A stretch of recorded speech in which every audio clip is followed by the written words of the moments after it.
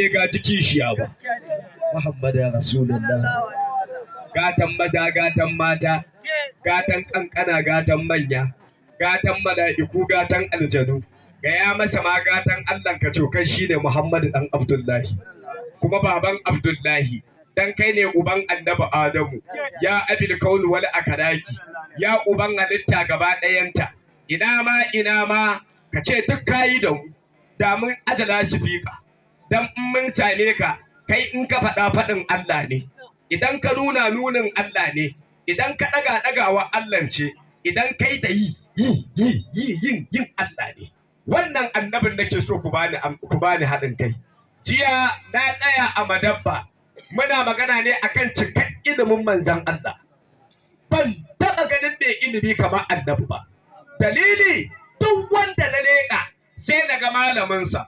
Kowa malaminsa mutum ne.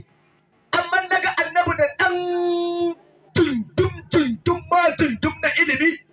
Kuma na ɗaliba na tambayi ina malaminka hauni da dama ban ga malaminka ba. Gaba da baya ban ga malaminka ba. To a ina ka sani ice ne na wahalar da kanka ni malami na Allahu ni ne mai sani ƙwarƙuka falatansa ni zan biya ma in ji Allah falatansa ba za ka manta ba ni ne mai wa Allah baka malam takun ta'lam wa kana fadalullahi alayka azima ni ne mai wa qudrat bisidni ilma ni ne mai inna ma yuha ilayya annama ilahukum ilahu wahid. Na tsaya jiya a Madabba ta nan Kubau muna magana akan ilimin annabi. Malaman Yahudi ne suke mamakin ilimin annabi ko kuma suke mamakin isa annabi. Wa zai yi mamakin isa annabi in ba ɗan shegiya ba?